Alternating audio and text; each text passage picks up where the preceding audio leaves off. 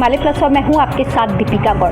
राजधानी देहरादून में इतिहास और रहस्यमय से जुड़े ऐसे कई स्थान मौजूद हैं जो सभी को अपनी ओर आकर्षित करते हैं। तो उसी बीच राजधानी देहरादून में कचहरी के पास हम ऐसी कुएं में मौजूद हैं जिसके बारे में हम आपको आज इतिहास बताने जा रहे हैं। ये जो कुआं है, सन 1820 के दशक में इस कुएं का निर्माण अंग्रेजी शासक एफ जे सोरी ने करवाया था और कहा जाता है कि इस कुएं से जो रास्ता जाता है इसे डाकू सुल्ताना का भी रास्ता कहा जाता है, क्योंकि ये कचहरी परिसर से जो इसका रास्ता शुरू होता है और डोईवाला के छोर तक इसका रास्ता ही खत्म होता है। तो उस समय कहा जाता था कि डाकू सुल्ताना ने अपने आप को छुपाने के लिए इस कुएं का प्रयोग किया था। इस कुएं के बीचों बीच से डाकू सुल्ताना की सुरंग का दरवाजा होने की बात भी कही जाती है।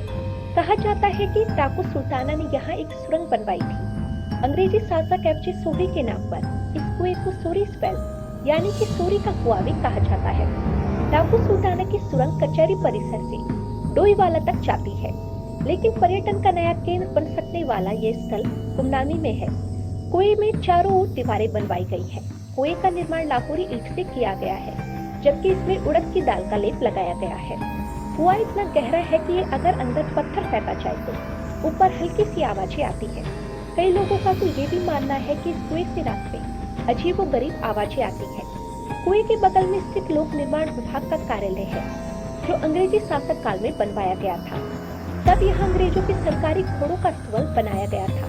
कहा जाता है कि यहाँ अंग्रेज स्वतंत्रता सेनानियों को फांसी पर लटकाते थे और उनके द्वारा सबको कुएं में फेंक दिया जाता था।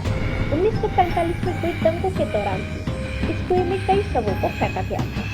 सर, जैसे कि सोरी वेल है, सोरी का कुआं, इसके बारे में आप क्या जानते हैं, क्योंकि इतिहास भी जुड़ा हुआ है इससे? इतिहास जुड़ा है। ये बोलते तो हैं कि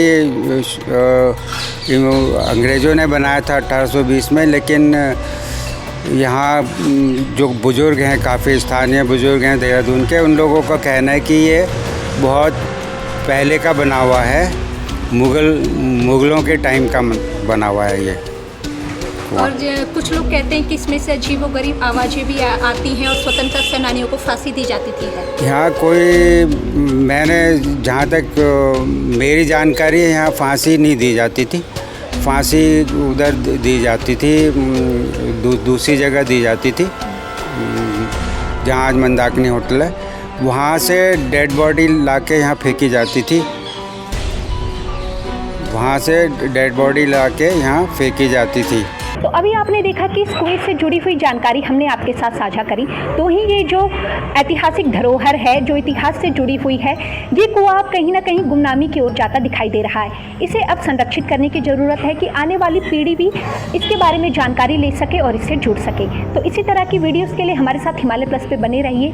देहरादून से मैं दीपिका गौड़ अपने सहयोगी हर्षित के साथ।